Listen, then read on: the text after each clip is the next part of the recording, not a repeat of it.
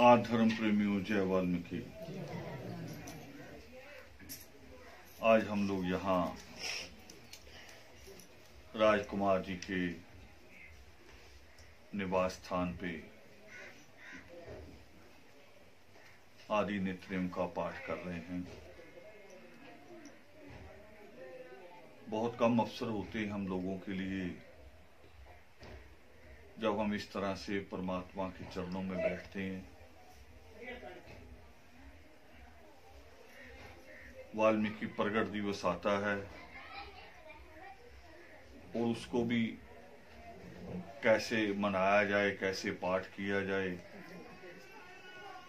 उसका भी हमारे पास कोई अच्छा तरीका नहीं होता। कुछ कहीं कहीं से दूसरे लोगों से सीख लेते हैं, मगर उसमें भी दिखावा ज्यादा होता है, पूजा पाठ कम होती है।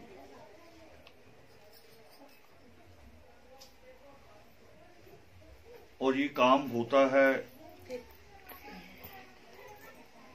हमारे संतों का। किसी भी कौम के संत हों, पाठी हों, रागी हों, नमाजी हों, वही लोग सिखाते हैं अपनी कौमों को कि धर्म को कैसे मानना है और धर्म से क्या मानना है। दो चीजें हैं, एक धर्म जिसके कुछ सिस्टम बना लिए जाते हैं, जैसे सिख पगड़ी बांधता है, हिंदू तिलक लगा रहा है, मुसलमान 5 वक्त नमाज कर रहा है। ये कुछ सिस्टम बना लिए जाते हैं कि धर्म को कैसे हमने प्रदर्शित करना है। और दूसरा उसमें से होता कि धर्म में से हमने क्या सीखना है, क्या मानना है। और आज दुनिया में हो गया है अजीब काम कि पहला काम तो सारे कर रहे हैं। तिलक लगाएंगे, जनेऊ पहनेंगे, पगड़ी बांधेंगे, दिखावे वाला जो बाहर से नजर आए कि कौन सा धर्म है। वो जो धर्म से सीखना है, जो होना चाहिए हमारे अंदर, वो नहीं है। अभी थोड़े दिन पहले होली मनाई गई। होली मनाई गई तो सिखों में उसको कहते होला मोहल्ला। सिख भी मनाते हैं, अनंतपुर साहब जाते हैं तो उसको वो कहते होला मोहल्ला। तो होले मोहल्ले पे जहां जहां भी सिख रहते हैं, वो गाड़ियां लेके, मोटरसाइकिल लेके, जैसे भी साधन मिले, वो अनंतपुर साहब जाते हैं। कई दिन चलता है मेला। ऐसे उससे पहले शिवरात्रि थी, लोग जाते हैं वो कावड़ लेने, ये हिंदू का रिवाज है। मगर दोनों को जब मैं देखता हूं रोड पे चलते हुए, जब कभी भी मेरे से मुलाकात होती है, अभी मैं जंदर से लौटा था उस दिन रात को, और लौटते हुए बिल्कुल अभी नॉर्मल चल रहे थे, बहुत भारी स्पीड भी नहीं थी। अचानक इतनी जोर से ब्रेक लेनी पड़ी कि बिल्कुल जैसे बस समझे भी छोटा मोटा कोई फासला बचा होगा आगे वाली गाड़ी में और मेरे बीच में। तो मैंने सोचा उसने ब्रेक क्यों लगाई, मुझे तो उसे देख के लगानी पड़ी। उसने क्यों लगाई? उसके आगे वो होला मोहल्ला वाले मोटरसाइकिल लेके चल रहे थे और साइड में उन्हें दिखाई दिया कि एक लंगर लगा हुआ, भंडारा। उसको देख के ब्रेक लगा दी बिना सोचे कि पीछे कौन है। और ऐसी हरकत कावड़ में होती है, ऐसी हरकत वहां भी होती है जब लोग अमरनाथ जाते हैं। तब मैं सोचता हूं भी एक तो धर्म दिखाई देता है, इनके हाथ में झंडा पकड़ा है, तिलक लगा, उससे पता लगता है कौन है। इनके अंदर धर्म ही नहीं है। स्वभाव में भी तो धर्म होना चाहिए। जैसे डॉक्टर को हम मिलते हैं तो डॉक्टर अपनी बोलचाल से भी लगता है, केवल ड्रेस से नहीं लगता, उसकी बोलचाल भी एक अलग होती है। टीचर से मिलेंगे उसकी बोलचाल अलग होगी, मगर स्कूटर के मैकेनिक से मिलेंगे तो उसकी बोलचाल अलग होगी, हाथ भी सख्त होंगे क्योंकि वो मैकेनिक। तो धर्म पर जाने वालों का भी तो कुछ अलग होना चाहिए। असल में यही चीज छूट गई है आज दुनिया से, ये चीज छूट गई है जो धर्म के मूल है, सेवा है, प्रेम है, करुणा है, वो छूट गई। हम जब नित्यनेम का पाठ करते हैं तो उसमें एक श्लोक आता है कि षट दीजो वर मुझे। अब ईश्वर से क्या मांगना, धर्म से लेना क्या है? हमने बड़ा छोटा सोच रखा है। हम तो आते हैं, ये 10 रुपए का मत्था टेकते हैं और ईश्वर से कहते हैं कि मकान बना देगा तो 101 रुपया और देंगे। लड़की बड़ी हो गई है, लड़का ढूंढ देगा तो भी कुछ देंगे, या लड़का ऐसे ही घूम रहा है उसको नौकरी दिला देगा तब कुछ मिलेगा। यानी ईश्वर को कहते कि अगर हम देंगे तो मिलेगा, तू काम करेगा तो मिलेगा। यानी हम देंगे, फिर छोटा कौन हुआ?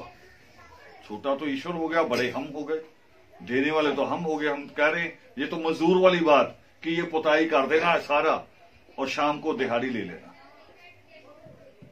ईश्वर से भी ऐसे ही कर रहे हैं, जबकि ईश्वर से ये नहीं मांगना। घर तो आप बनाते हो, मेहनत करते हो, खेत में मेहनत करते हो, मंडी में मेहनत करते हो, किसी ऑफिस में काम करते हो, कमाते हो दिन भर, उससे मकान बनता है। बाकी काम भी आपने करने हैं। बच्चा आपका कितना पढ़ा है, कितना योग्य है, उस हिसाब से उसे काम मिल जाएगा। ये ईश्वर ने नहीं देना। ईश्वर से तो वो चीज मांगी जाती है जो बाजार में नहीं मिलती, जिसको आप मेहनत से नहीं कमा सकते। वो है शांति, मन की शांति। तो श्लोक आता है नित्यनेम में फिर ईश्वर से भी मांगना क्या है कि षट दीजो वर मुझे, दातों के महादात, शांति, बुद्धि, सेवा, बल, धीर, नाम की दात। 6 चीजें मांगी अलग अलग। सबसे पहले शांति, फिर बुद्धि, फिर सेवा। देखो, सेवा के बाद मांगा हमने बल, सेवा के बाद। और कई आदमी पहले मांगता है, अहंकार उसका, बल पहले आ जाए, ताकत आ जाए, चाहे पैसे की चाहे मसल की। पहले सेवा, फिर बल, और बल मिलने के बाद भी हाथ जोड़ने वाली नम्रता रहे, धीरता मांगी कि बल भी हो मगर धीरता भी हो, अहंकार ना आए। और फिर उसका नाम, जिसको हम दीक्षा कहते हैं, कि हम वहां फिर जुड़ जाएं, ये सारी चीजें मिल जाएं, हम वहां जुड़ जाएं। आज धर्म का यही रूप खत्म हो गया है। दिखावा हो रहा है, धर्म के नाम पे लड़ाइयां हो रही हैं। जीन का रास्ता पार करना हो तो मेरे ख्याल से भारत का सबसे मुश्किल रास्ता है जीन को पार करना। ये नहीं कि सड़कें नहीं हैं, ये नहीं कि वहां कोई बैरियर लगे हैं, ये भी नहीं कि पुल नहीं है। रास्ते में इतनी गायें बैठी हैं कि आपको ये होता है मेरे भले चोट लग जाए, गाय के लग गई तो अभी दंगा हो जाए। ये धर्म थोड़ी है कि इंसान की कीमत ना हो, गाय की कीमत है, इंसान की कोई कीमत नहीं। ये धर्म नहीं है, बल्कि इंसान बचेगा। इंसान ही इन सारे जीवों को रखता है, समझता है। इंसान ने ही अब जंगल के एरिए सील कर दिए हैं कि इसकी ना कोई जमीन खरीदेगा, ना बेचेगा, ना कोई अंदर जाएगा। ये जानवर की जगह, उसको कोई कष्ट नहीं पहुंचाएगा। ये भी इंसान ही कर रहा है। पर इंसान को अगर डाउन कर दें, हम कहें कि इंसान बाद में और जीव पहले, ये नहीं हो सकता। हाँ, जीव की जान को भी माना जाता है। हम वाल्मीकि कहलाते हैं और सृष्टिकर्ता वाल्मीकि दयावान, जीव की चिंता, जीव के प्रति उनका प्रेम, वहीं से आदि महाकाव्य की रचना होती है। जब विष्णु ने शिकार खेलने के लिए निकले और बड़ा शिकार नहीं मिला तो 2 पक्षी दिखाई दे गए उनको। वो पक्षी, हर किसी का एक स्वभाव होता है, उनका स्वभाव है चांद को देख के खुश होते। जब पूर्णमासी की रात आती है, 15 दिन जो चांदनी रातें रहती हैं, वो रात को बहुत खुश होते हैं उसे देख के। वो खुश बैठे थे, दो जोड़ा, उनकी आपस में जो उनकी चींचहाट जो बात कर रहे होंगे, वो विष्णु के कान में पड़ी तो उसे लगा कि अच्छा वो पक्षी बैठे। अब शिकारी का स्वभाव क्या होता है? शिकारी क्या करता है? शिकारी का मतलब ये नहीं होता कि शेर ही मारना हर बार। शिकारी का सिर्फ इतना होता है, अगर आपने भी कभी वो गुलेल चलाई हो, कुछ भी किया हो, सिर्फ इतना ही होता कि मेरा निशाना सही लगना चाहिए। लोग कंचे खेलते, कंचे पे कंचा मारते ना, किसी चीज का शिकार थोड़ी करते। मतलब निशाना, कि जब मैंने कोई चीज तीर चलाया या गोली चलाई, निशाने पे लगनी चाहिए। उसी में आदमी का अहंकार और बढ़ जाता है, देखा मेरा निशाना। तो विष्णु ने भी अपना तीर कमान सीधा किया, क्रौंच पक्षी पे चलाया। छोटा सा पक्षी, तीर लगा, तड़पता हुआ नीचे गिरा, प्राण निकल गए। मगर जो दूसरा जिसको तीर नहीं लगा, वो उससे ज्यादा तड़पने लगा। ये तो प्राण निकल गए, शांत हो गया, वो दूसरा तड़पने लगा, चीखने लगा, चिल्लाने लगा। और हमारे सामने भी होता है ऐसे। हम मुर्गा काट देते हैं, सूअर काट देते हैं, बकरा काट देते हैं, वो कितना चीखता रहे, हम और खुश होते हैं और सोचते हैं जानवर है, इसको भी चीख चीख थोड़ी है, इसका दुख को दुख थोड़ी है, जबकि उसको काटने पे भी वही खून ही निकलेगा। और जब उसकी ज्यादा चींचहाट हुई तो परमात्मा वहां प्रकट हुए। सृष्टिकर्ता वाल्मीकि दयावान वहां प्रकट हुए, मरे हुए क्रौंच को अपने हाथ में लिया और विष्णु को दिखाया कि देख, तेरा एक खाली शौक है ये शिकार खेलना, उसने इसकी जान ले ली, ये तो मर गया, शांत हो गया। मगर वो जो दूसरा बचा है, वो इसके वियोग में देख कैसे तड़प रहा है, इसकी जुदाई में रो रहा है कि उसका साथी बिछड़ गया। और फिर वो कहते हैं परमात्मा वहां, पहला श्लोक, कि तुम्हें भी इसी तरह अपने साथी से बिछुड़ना पड़ेगा, तब तुम्हें एहसास होगा कि जुदाई का दुख क्या होता है, साथी का बिछड़ना क्या होता है, कितना दुखदायी होता है। अभी तो तुम्हें पक्षी की चींची लग रही होगी, बाद में तुम्हें पता लगेगा जब तुम बिछड़ोगे। और वही हुआ कि जब राम और सीता को वनवास हुआ, तो सीता वहां से जब लंका चले गई, तो राम कैसे तड़पते हैं, पेड़ों पर्वतों से पूछते हैं कि सीता कहां है। पेड़ पर्वत कभी बोलते नहीं है। मगर ये एक दुख की अवस्था है, उसकी चरम सीमा है। ये तो साथी बिछड़ी थी ना, होना ही था दुख। आप अगर चाबी रख के भूल जाएं, चाबी बाइक की, घर के ताले की, किसी चीज की, और ना मिले थोड़ी देर, तो आप भी बड़बड़ाने लगते हैं, कभी जेब से भी बात करते हैं कि इसी में तो रखी थी, पता नहीं बोल दी। तो साथी का बिछड़ना तो बहुत दुखदायी है। वहां तो आदमी बड़बड़ाएगा, पेड़ों से भी पूछेगा, पर्वतों से भी पूछेगा। और यही ईश्वर ने वो दिखाया। ये धर्म है कि ईश्वर एक पक्षी के लिए भी उतने ही करुणामय हुए जितने इंसान के लिए होते। और हम ऐसी कौम है जिसने धर्म सीखा यही है कि शायद ईश्वर को, किसी बाबा को, किसी पीर को, किसी देवी को मुर्गा काट के दे दो, सुअर काट के दे दो, वो खुश होंगे। हमने ये सीखा। हमारे बीच में ही है लोग, हम ही वैसे उनको महंत सियाना कहना शुरू कर देते हैं। तो कुछ भी हो जाए, वो कह रहे अच्छा सुअर काट दो, बच्चे को छींक आ गई और आप उसके पास ले जाओ, अच्छा छींक आ गई, सुअर का बच्चा चढ़ा दो। अरे छींक से सुअर के बच्चे का क्या संबंध है? छींक उसने करवाई है। छींक तो सर्दी होगी, गर्मी होगी, आएगी, डस्ट पड़ेगी तो भी आएगी, उसका क्या कसूर है? हमें यही सिखाया अभी तक।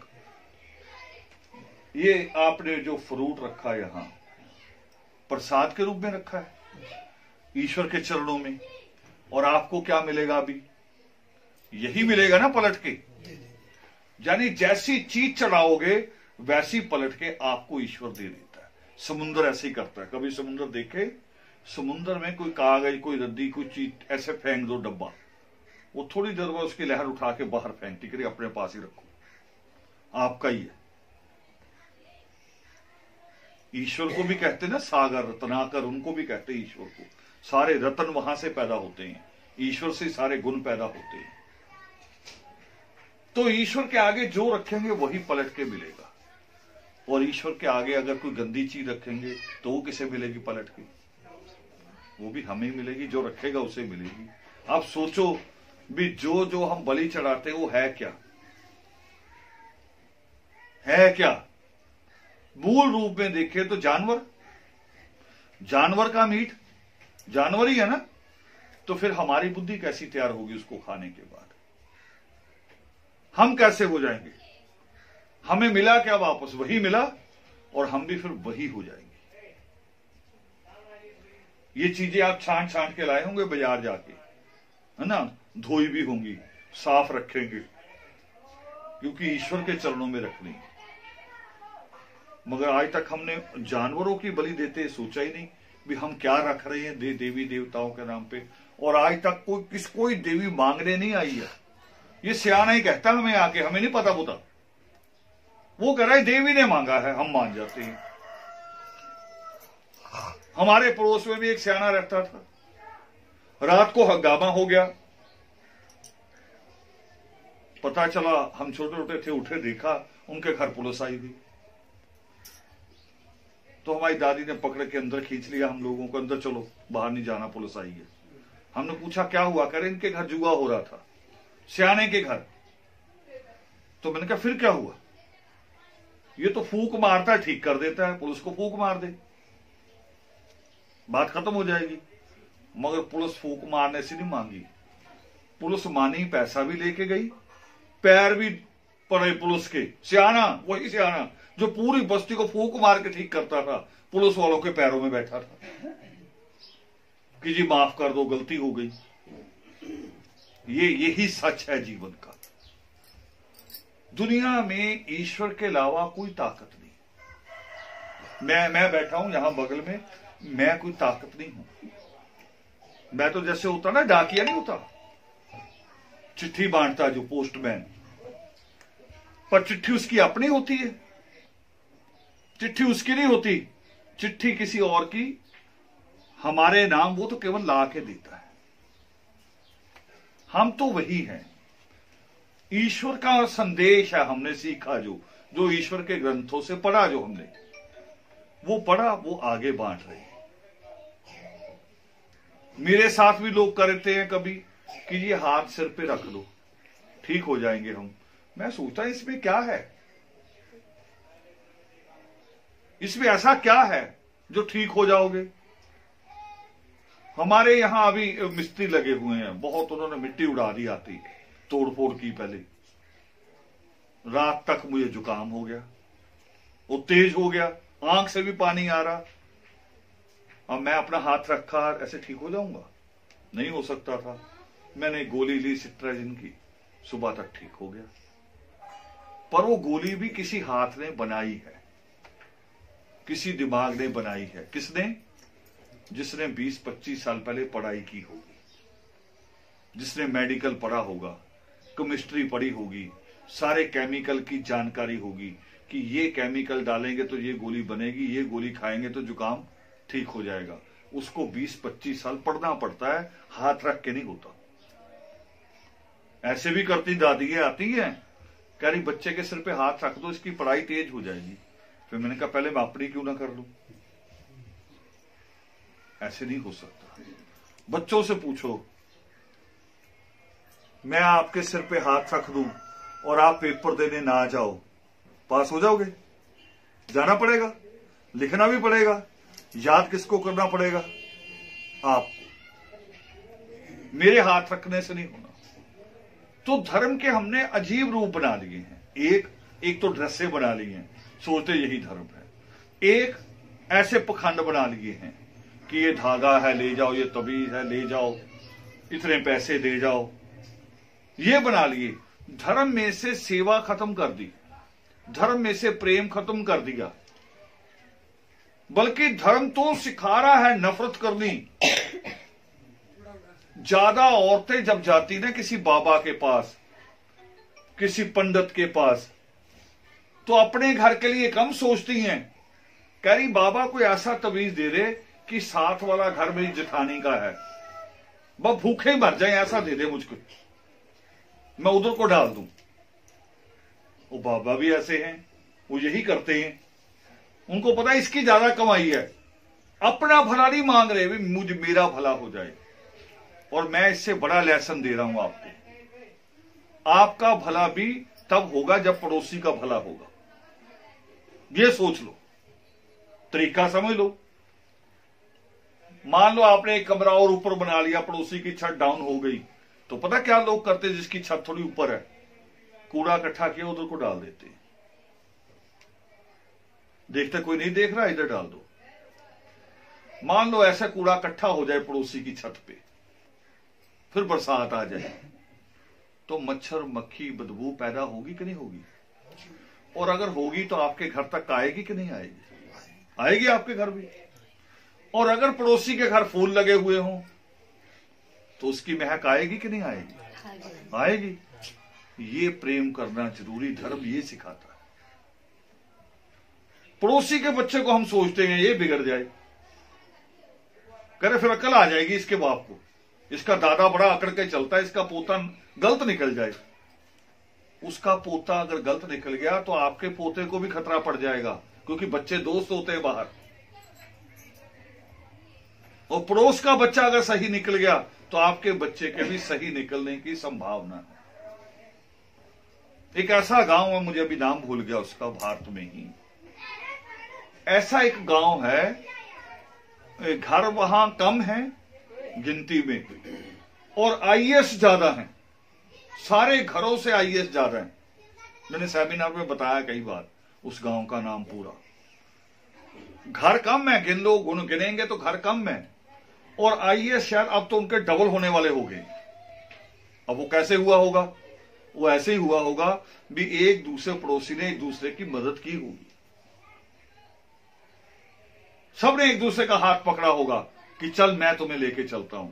और आज पूरे विश्व में उस गांव का नाम है, रिकॉर्ड है कि सबसे ज्यादा आईएएस यहां के हैं।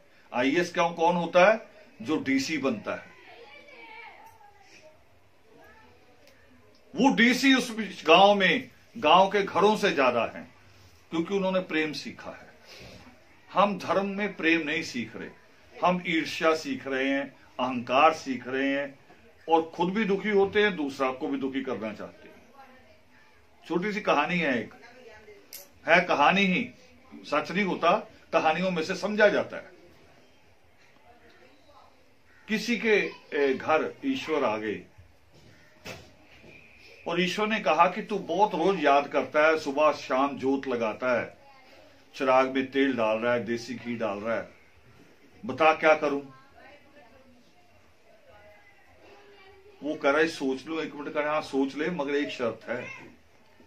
ईश्वर ने कहा एक शर्त है कि जो तू मांगेगा वो डबल पड़ोसी को मिलेगा। वो कह रही ये तो बड़ी गड़बड़ होगी, पाठ मैंने किया, चिराग मैंने जलाया, घी मैंने डाला, डबल उसे मिलेगा। कह रहे ये तो बात गलत है। वो कह रहे फिर सोच रहे मैं जा रहा हूं। उसे सोचा जा रहे हैं, चलो कोई नहीं, अभी एक बार मांग के तो देखो कोई और ही ना हो, ईश्वर है कि कोई और ही है।